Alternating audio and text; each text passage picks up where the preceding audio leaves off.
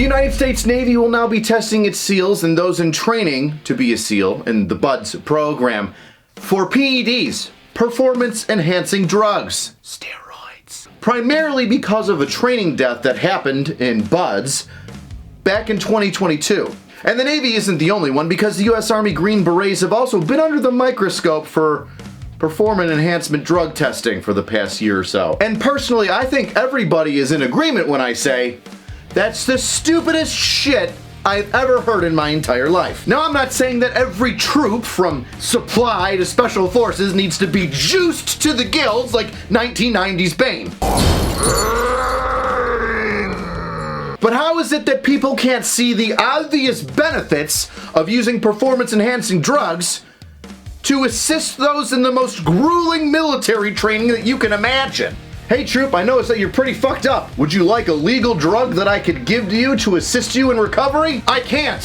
Why? Because the DoD thinks that war is like the fucking NFL and the opposing forces get to piss test us? I wonder if the Geneva Convention has anything about medically enhanced troops. Medically enhanced, I like that term. But anyways, this is combat, not the Olympics.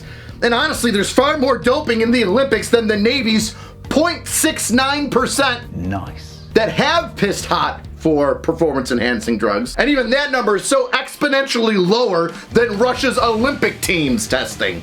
Russia, known for integrity and all of its sporting accolades. A real class act. Speaking of a real class act, if you're tired of looking like a schlub and your work watch isn't appropriate for the nice fancy dinner you're taking your lady out to, you might want to check out Holtzkern. Holtzkern doesn't just do fantastic, beautiful watches. They make other jewelry, perfect earrings and necklace and bracelet sets for your lovely lady, and some of my favorite sunglasses. Finally, something I can wear with a suit that doesn't look like I just got off of a range. But if that new age stuff isn't really your style, you can always go with something tried and true. Now fellas, if you're anything like me, I don't know jack about jewelry, but I do know that ladies love it. And if I can think less and give her a meaningful gift, I'm gonna take that shortcut. An earring and necklace combo with a handwritten note stating, "I love you, you're beautiful, thanks for being you." They're gonna jump right in your arms and forget how much of a dick you were the past month. Now, Holtzkern does free shipping to the United States, and usually it arrives between 2 and 3 days, and you don't have to worry about any international shipping costs, because that's already taken care of. Plus, they've got a 24-month warranty and a 24-day right of return policy. So if you don't like it or it breaks, Holtzkern's gonna take care of you. Holtzkern may only be 7 years old, but they've had over 1 million separate customers. They may have started small, but now they are the choice for fantastic watches and jewelry, with a natural, unique touch. I really like how you can see the inner workings of this watch. Classy. Especially with the wood inlay. Now by clicking the link below, you'll be able to get a 15% discount code off of your entire order, so probably about time to stock up on those Christmas gifts. It's never too early. Check out the link, take care of yourself, start looking good. Now let's break down why that 0.69% nice of the Navy pissing hot is making waves. Making waves. Navy. Dead joke. Back in 2022, a Navy trainee that was going through BUDS, the SEALs training course, passed away from pneumonia, and upon his passing, an investigation went underway, and rightfully so. During this investigation, PEDs, performance-enhancing drugs, were found in this trainee's vehicle. Now, if you're having trouble seeing how pneumonia and performance-enhancing drugs are linked together, me too. Looking deeper into that story, the trainee denied medical attention to treat his pneumonia while training at BUDS because he didn't want to be stopped, held back in training, and then had to restart. That's a hard charger. I understand it. Unfortunately, that led to his death. And once the investigation started, an autopsy was completed, and they found that in addition to the pneumonia, he had an enlarged heart. The investigation assumed that this enlarged heart was directly caused by the HGH and testosterone that was found in the trainee's vehicle. And the medical personnel involved with the investigation determined that the PEDs were contributing factors to this trainee's death. Now pay attention, because I'm about to use my brain. And I'm not a doctor, and I have a limited understanding of this, but follow me on here and I'll make this as easily digestible as I can. A contributing factor in an individual's death does not necessarily mean that that factor directly caused the death. For example, a controversial one at that. You remember a couple years ago when people were dying in car accidents, but they tested positive for COVID. So then they were saying COVID was a contributing factor in the individual's death. Now, I understand that having the sniffles and crashing into a wall going 90 miles an hour, one seems to outweigh the other significantly, but nonetheless, the person had COVID, and maybe that jacked up their hand-eye coordination a little bit, which then caused to the thing, which then caused to the accident. You see where I'm going with this contributing factor? In a very basic understanding. Let's say that you have tetanus, but you also have high cholesterol. Even though you die of tetanus, having high cholesterol is still a contributing factor to your death. You see where I'm kind of going with this now? Now let's talk about steroids. The only kind of steroid that jacks with your lungs, like this young man having pneumonia, and makes it more difficult to breathe and swelling, is corticosteroids. So if you remember your albuterol inhaler, that's it. Now corticosteroids can only be absorbed through the lungs.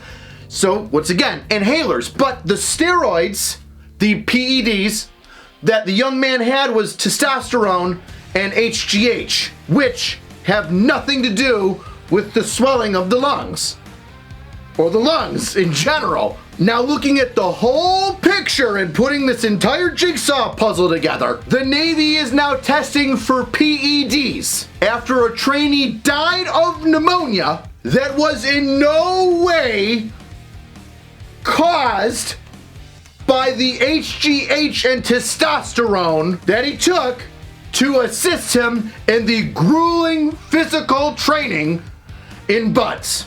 Once again, a death unrelated to steroids or PEDs has now caused the Navy to test and kick people out for PEDs. What?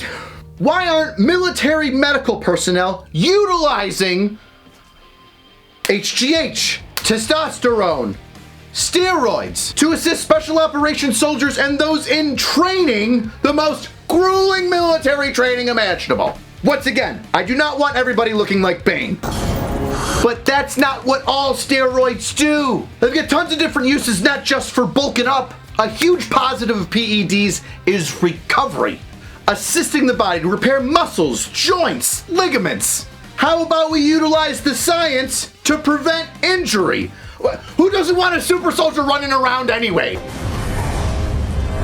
You're telling me an NFL guy can recover from an ACL tear in 8 months and be out there hit-sticking and trucking over people, but we got military personnel laid up for 10 months, a year plus with like lingering injuries, and we could just, and I know it's not that simple, just shove them all full of drugs. It's not that simple, but nonetheless, a door that is there where we could just fucking breach open and assist individuals in recovery.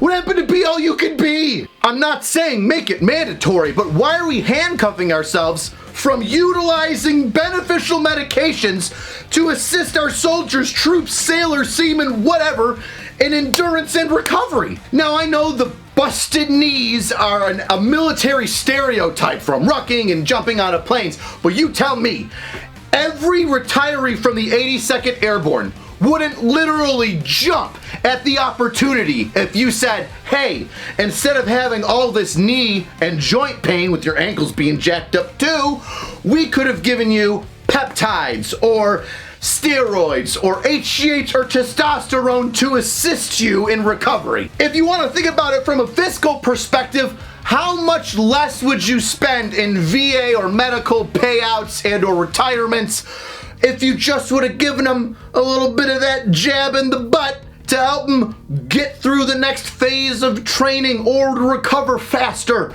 or for assistance in muscle growth so that the joints that you have are supported by strong muscles that no longer require you to wear knee braces. Now, as a caveat, I'm obviously not a doctor, but I'm smart enough to read between the lines and understand the basics of these things that could be used to assist troops, especially ones that are fucking killing bin Laden. We can put metal teeth in a working dog for special forces, but they can't take steroids or just testosterone?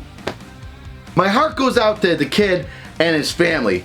A training loss like that is devastating, but what does that have to do with getting rid of PEDs in the military? And on top of that, having a zero tolerance, you're freaking out of here if they do piss hot. For PEDs, not drugs, not coke and other crap.